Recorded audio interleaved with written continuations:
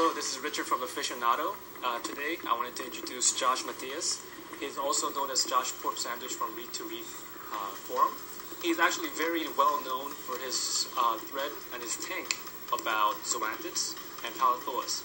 He has one of the best zoanthid polyp tanks that I have ever seen, and I just wanted to introduce you and his tank to you guys. Josh? Hi, how are you? Okay. Josh, I would like to know first, how did you get into this hobby, and what size is your tank? My tank is 125 gallons. I got into the hobby by watching a TV show about tanks. Oh. And that's how, me and my family wanted a tank, and this is what I was able to find. Is there any particular reason why you got into zoanthids? I just love the colors. There's, such wide variety of them. And, it's just, you could put so many together. They're not aggressive. They're not going to kill each other. And you could just put so many colors next to each other. So it looks awesome. So tell me a little bit more about your equipment. I see that you have Apollo LEDs running. What do you like about them? Do you think these are the most best lights for your type of tanks?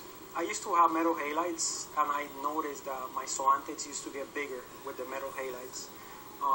With LEDs, I think they're very strong, so that's why I have the lights so high. They produce a very, very strong power. It's the colors on the zoas pop more with the LEDs. Okay. With the blue actinics, the colors pop out a little bit more. Yeah, right? they pop a lot more. Okay, but what do you think is the best par rate for growing LEDs? Usually my zoas, I try to keep everything under 200 par. I just wanted to cover all the equipments that you have in your tank. Can you tell me a little bit more about skimmer and what kind of equipment you're running here?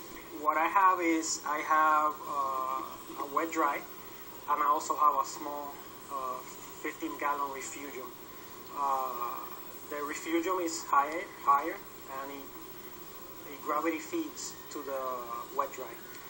For the skimmer, I have a Poro Life 125 skimmer, and I also have two reactors, one for phosphate and the other one for carbon.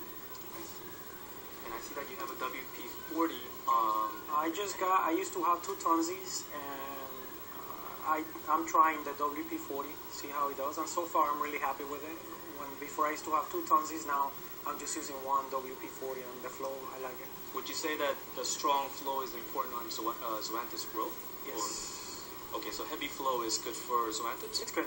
I think that, it makes their food get to them, so they don't have to, they don't starve. I see. Okay. Now we're going to talk about parameters. Josh, on a polyp tank like yours, what kind of parameters do you keep? What kind of parameters do you check for? I usually keep my calcium at around 450. My alkalinity is usually at 8, and my magnesium, it's usually at around 1200, 1300. I don't know why. I don't know if it's the zoanthids. I still don't know why, but my magnesium, it's always low. It doesn't matter how much magnesium I add. I always have problems keeping it, where it should be. So you have to constantly boost? Constantly. I go through 2 or 3 containers of magnesium when I only use 1 of calcium and alkalinity. And keeping this tank for duration of this tank, can you tell me a little bit of the obstacles that you have gone through? Usually the biggest obstacle that I went through is when I changed lights. It doesn't matter how long I try to acclimate the zoas to it, it was hard, trying to find spot for everything. I usually, when I get a new coral, I usually break it in half and try to put her in different places. And that switch was hard, moving stuff. I lost some stuff, but it was mostly finding the spot where they were going to be the happiest. A lot of people in the web, in the world, actually had issues with zoanthid spiders, zoanthid flus, and other stuff like that. Have you gone through anything like that as well? Usually, I haven't encountered everything that you could think of, but I usually try to take care of it before it goes in my tank. So basically, prevention. Yeah, I usually use dips. I use Coral X a lot. Recently I started using Bayer, just trying it out. And Coral X so far it's been great. Okay. Bayer, I haven't seen a difference, but I haven't encountered that much lately. So in the display, luckily so far you haven't really had anything.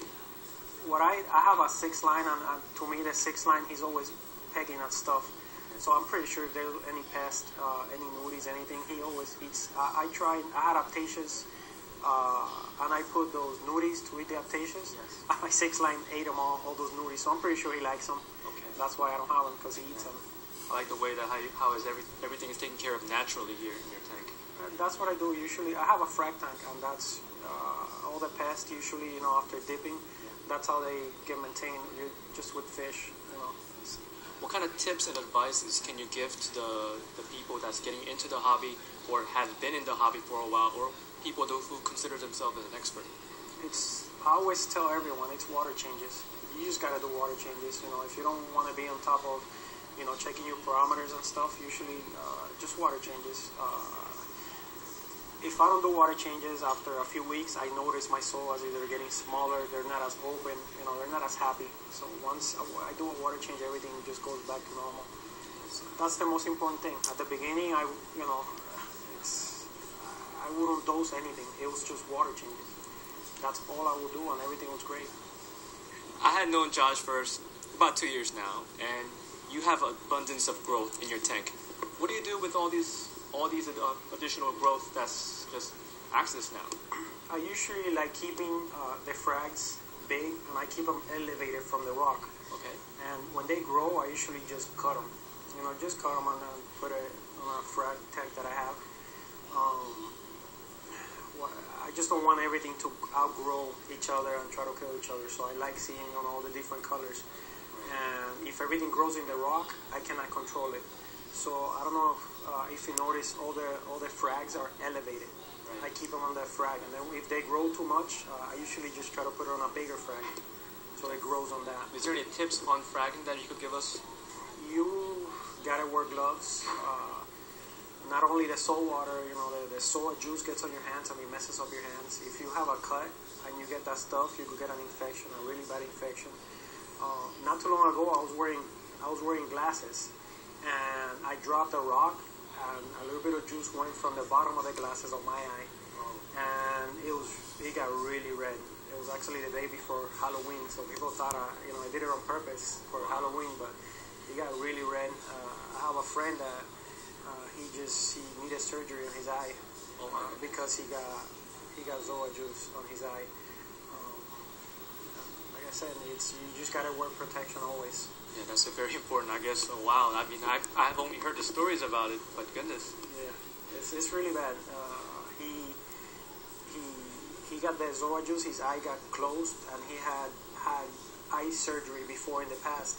So when he opened his eye with his hand, his cornea got stuck to the back of the eyelid and stuff. So he had to go to the hospital. Oh my goodness. It was bad.